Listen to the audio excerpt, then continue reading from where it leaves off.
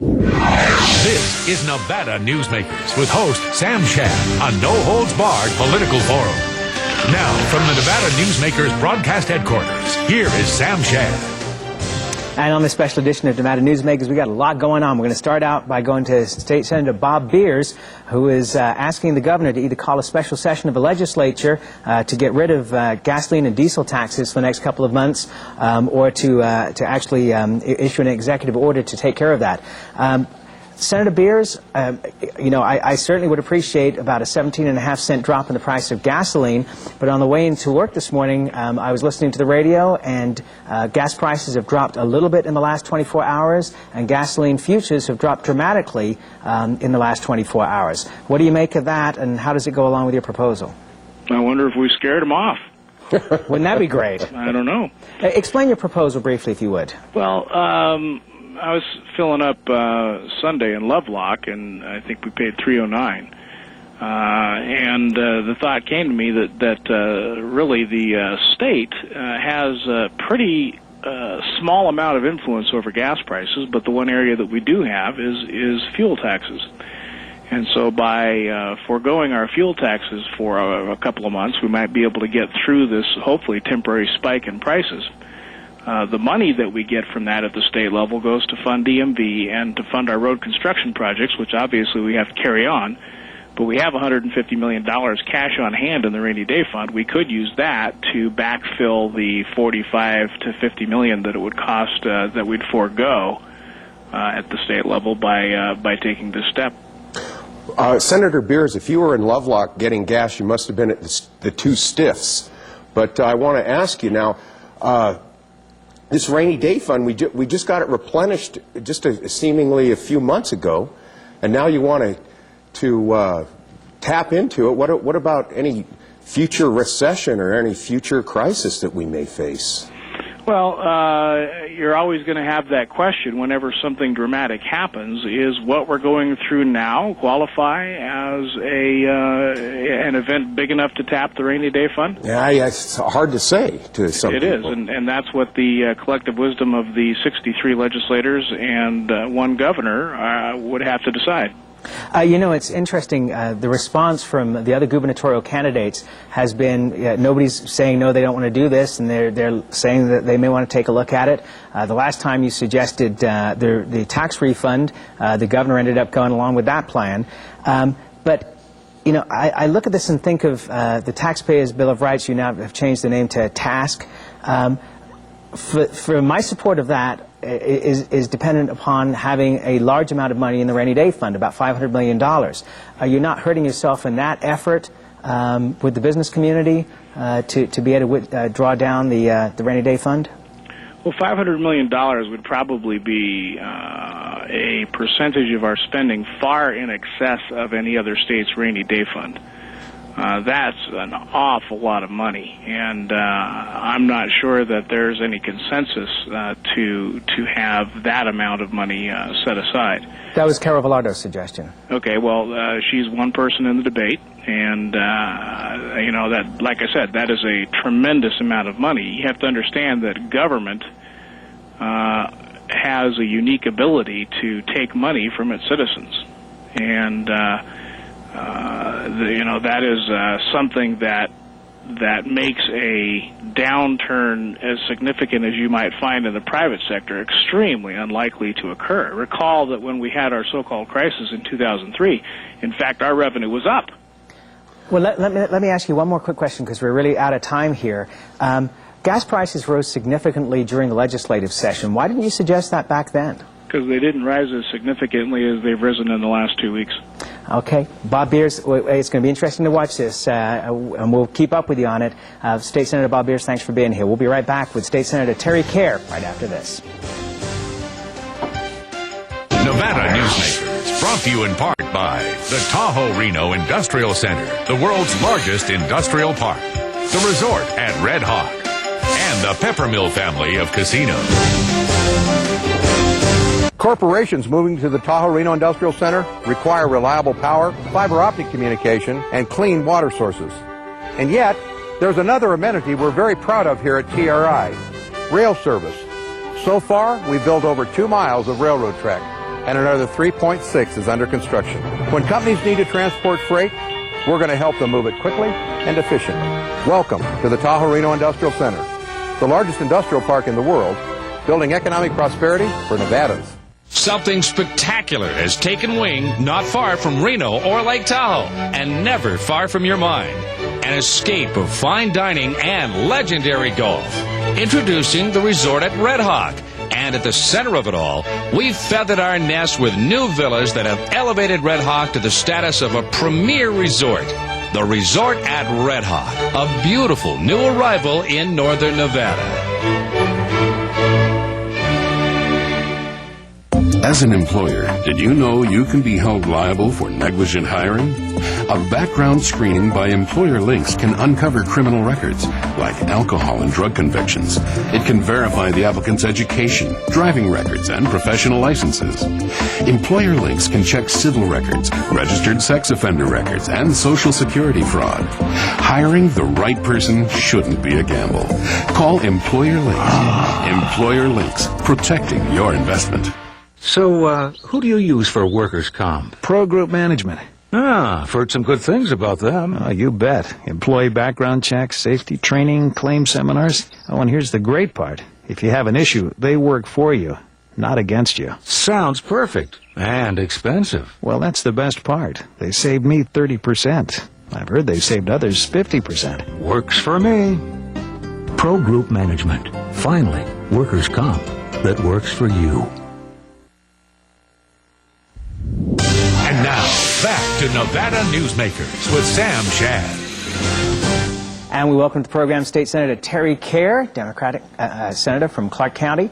Welcome to the program, Senator. Good morning, Sam. Thank you. Let's start out with the big topic of the day. Bob Beers came up with this idea of dropping the gasoline and diesel taxes in the state for a couple of months. It would cost about $42.5 million. What do you think about that?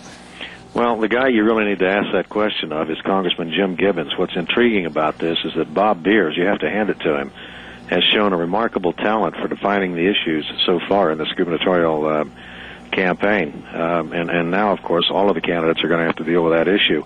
I heard it for the first time late yesterday, and, of course, the problem is not taxes and the legislature. I don't know when the legislature last raised the gas tax, but it's something we would, I'm sure, not even think about doing. The problem is the price of gasoline, and the peak driving season is over. I understand now that the refinery systems in the Gulf Coast are not as damaged to the extent that people thought. They're up about 40%. They were at 5% last week. They're up to about 40% now. Yeah, and so one would hope that on the theory of supply and demand that the prices would begin to drop. But nonetheless, the idea that Senator Beers has offered is something that cannot just be dismissed out of hand. I'd like to know what kind of an impact it would have on the road projects we have ongoing and scheduled. Well, he's saying that you should take the money from the rainy day fund and put that towards the roads, so the roads wouldn't hurt. It would actually be the rainy day fund that would be depleted by the $42.5 million. Yeah, and I'm not convinced that this is really a rainy day. It may be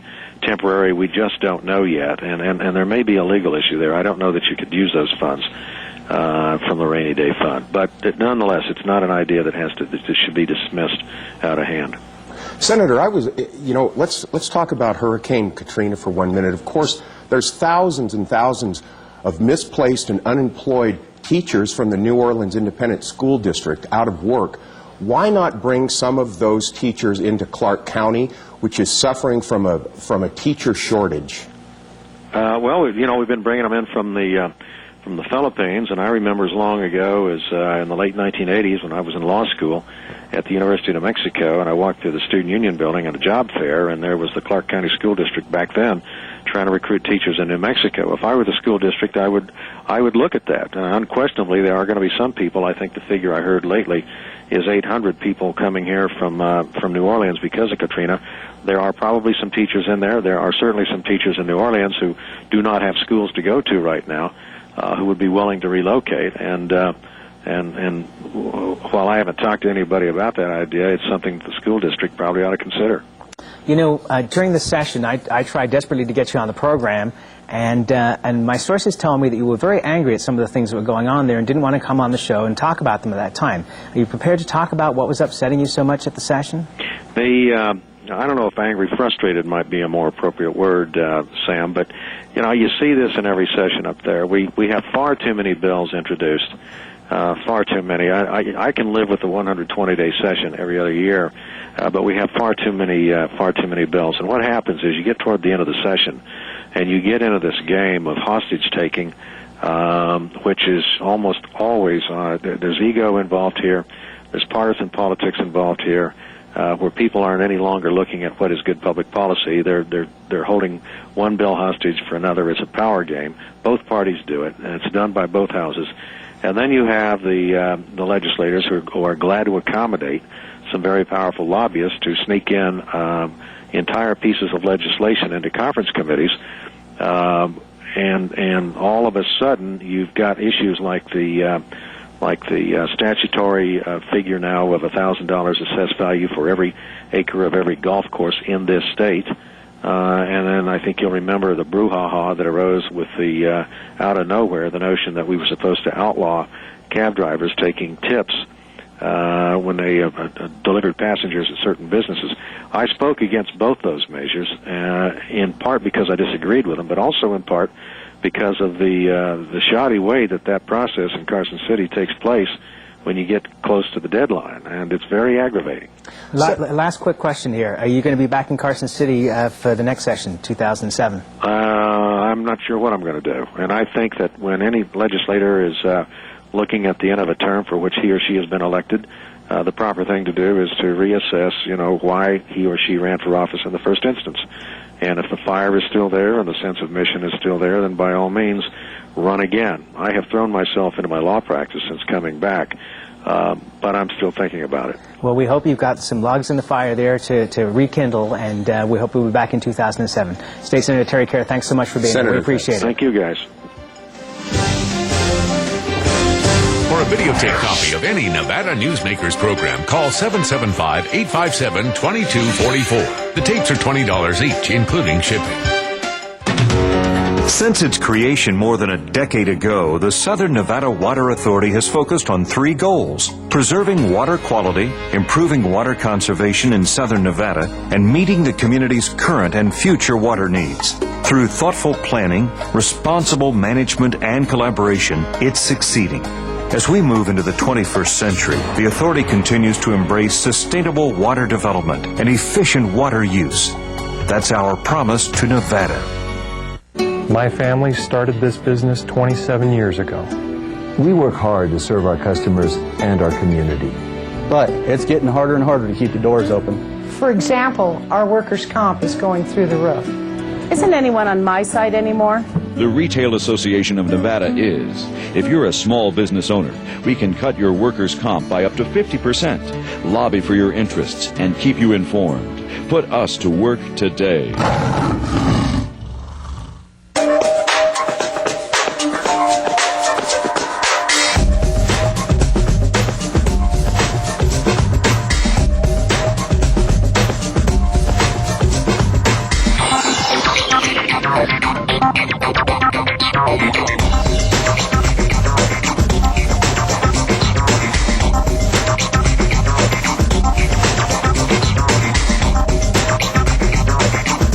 Happy Hour at the Peppermill.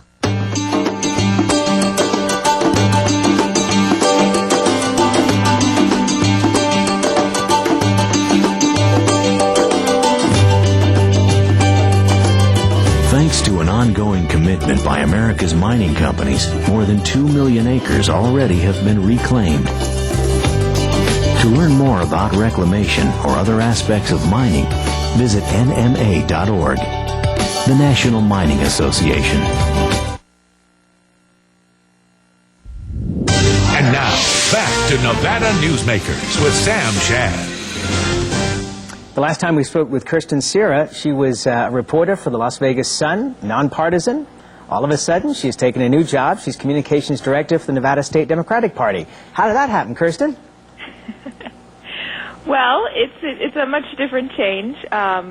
But I got really excited when the party approached me and, talked about how organized they are now and how they want to turn things around in 2006. The 2000 two elections were kind of rough on Democrats, and they didn't pick up any of the state constitutional seats. And we really have a goal to just turn things around in 2006 and make a great showing. We have some wonderful candidates who are running, and so I decided it was a wonderful opportunity. Well, Kirsten, are you going to put anybody in the Congressional District 2 race? It seems like it's all the front runners are all Democrats. Oh, all I mean, Republicans, excuse me.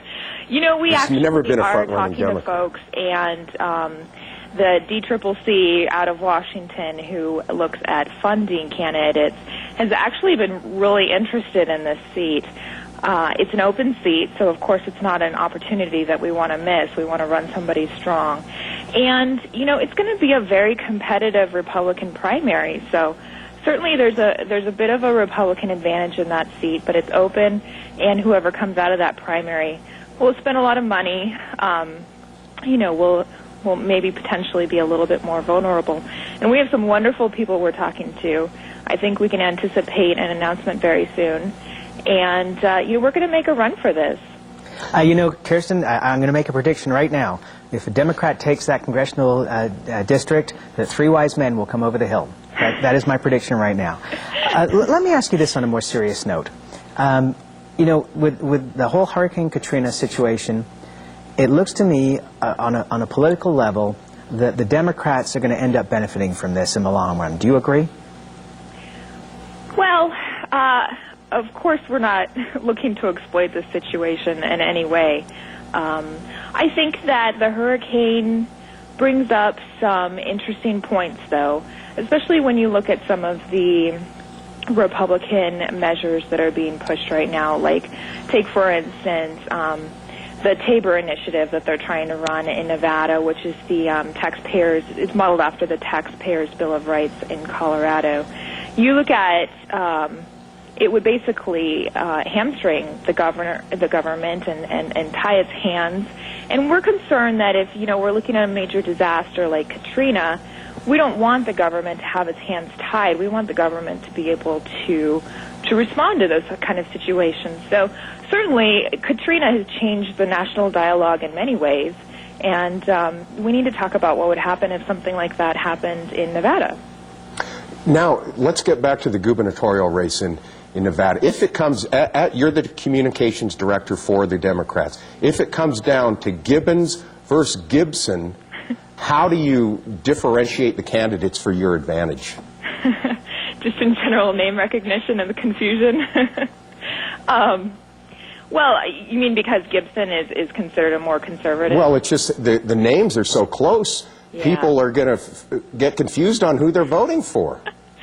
I have to say we haven't actually had a talk on exactly what will happen if we have those two. I mean, there's been some jokes made about it, but definitely. I mean, both of these men have been around Nevada politics for a long time, and they certainly have constituencies that know their names well. But, for the average voter, that might be kind of confusing, and frankly, we haven't really had a discussion yet on what exactly the strategy is. Well, there's going to be a lot of new voters coming to our... Absolutely. So they're prime examples of people who could be really confused about this. Absolutely. Well, we'll just have to come out with and hopefully we will have a very strong Democratic message that people can relate to. And that message would be? Well, to be announced. There's a lot of things that we're looking at, but we're going to have a strong Democratic message that people can relate to, and that'll help them. That'll help them identify with whoever emerges from the Democratic Okay, primary. Kirsten, we're going to welcome you back here very soon, and hopefully you'll be up here in person. But when you come on next time, I would love to hear you say what that Democratic message is, because I can't hear it on a national level or on a local level. But we love having you back on the program. Thanks for being here. You. We'll be right back on Nevada Newsmakers after this. This is Nevada Newsmakers. How long does it take to get to the Tahoe Reno Industrial Center, the world's largest industrial park? Well, it's just 10 minutes east of Reno Spark on Highway 80, just minutes from the airport. And under construction is an interchange linking I-80 to TRI's 4-lane USA Parkway. And soon this parkway will connect Interstate 80 to Highway 50. How far is the world's largest industrial center from your home? It's a lot closer than you think. Welcome to the Tahoe Reno Industrial Center, building economic prosperity for Nevadans. The Nevada Beer Wholesalers encourages the responsible consumption of beer. The Nevada Beer Wholesalers Association are sponsors and participants in many community-based efforts such as school education programs, Safe Ride Home, recycling programs, alcohol-free after-prom and graduation parties, safe voting campaigns, and designated driver programs. They are family-owned businesses employing 2,000 Nevadans. They also collect and pay the state excise tax. The Nevada Beer Wholesalers Association, delivering more than just beer. And now, back to Nevada Newsmakers with Sam Shad. And to sort through all we've been through this morning here, we're joined by Dick Gammick, the Washoe County District Attorney, Scott Craigie with Alrus Consulting, and Larry Mathias, Executive Director of the Nevada State Medical Association. Let's start out, first of all, with Senator Beer's suggestion on cutting this gas tax. What do you think, Dick? So what? I mean, 17 cents a gallon at $3, and that'll keep it maybe below $3 a gallon. It's insignificant, one. Two, the thing that concerns me the most is talking about taking out of the rainy day fund to do this. That's crazy. I know 2 states right now down south that are wishing they had a lot more money in their rainy day funds. That's for major catastrophes, not just on a whim here. I'm not supportive of the idea at all. So you know what, Scott, it could be a cloudy day fund. Hang on a second. You know what, though, Scott? I mean, this is a very populist idea, and I think it will become very popular. Seeing the response from the other gubernatorial candidates almost immediately, and the governor, it sounds to me like this will have some momentum. The whole focus of this movement depends on the governor. And as you know, tomorrow we have the governor for all 5 segments, first segment to the last minute. I can hardly wait to ask the governor how he feels about the prospect 9 weeks into a 2-year biennium to start drawing down the rainy day fund, a rainy day fund he had almost no money in during the last year and a half of the last biennium, literally living on the edge of a budget, knowing that there's a possibility of a recession coming here with fuel prices going up, insurance problems because of what's happened.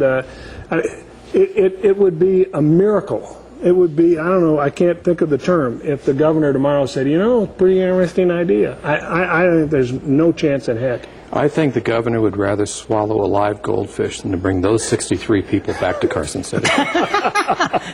He could do this by executive order, though, too, right? I don't think so. You know, I don't think that's true either. I saw that in the press release yesterday.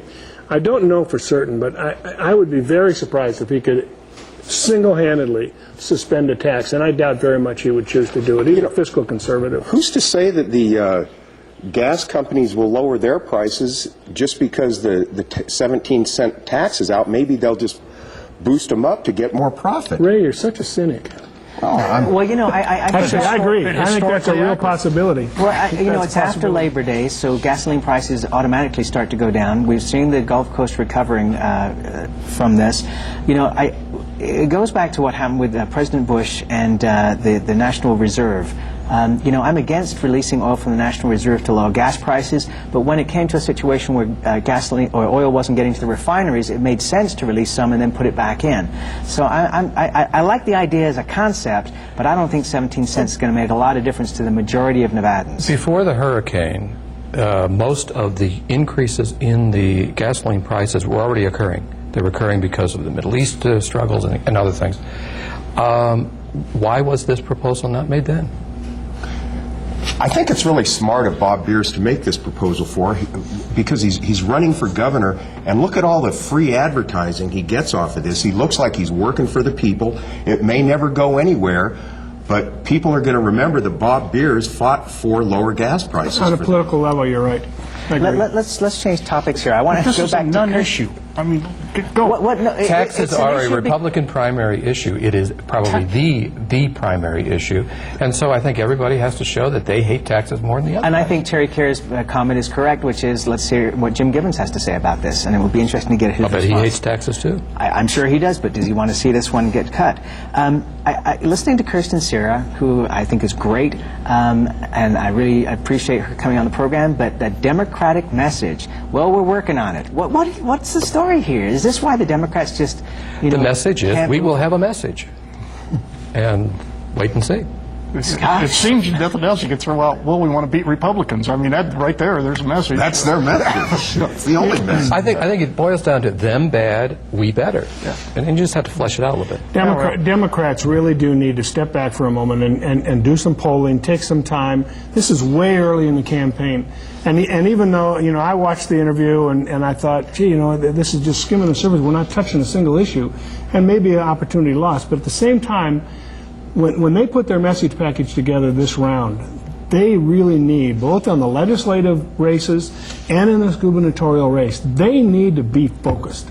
And they need to get the themes and stay on the themes and pound them home and own them if they're going to win an election. Well, I think it's not only statewide. Kirsten is a very intelligent and very accomplished woman. I think she will help to get their message together, and I think that's a good move. The other thing, too, is I think this is the Democrats' problem on a national basis as well. But that comes back to the politicizing of Hurricane Katrina. I mean, we've seen this almost from the get-go. Wouldn't you agree? Oh, politicizing the hurricane? Sure. They do it every time there's a catastrophe. They jump right on board, start pointing fingers at each other instead of taking care of the issue. And the issues need to be taken care of. Just came out today about who's to blame. Is it President Bush? Is it FEMA? Is it state and local agencies? To blame for what? The hurricane? None of them created Mother it. Nature. Blame for the lack of response. I got another question in this area, because this one really gripes me. When's personal responsibility come in on this? People moved into an area that's 12 feet below the sea level.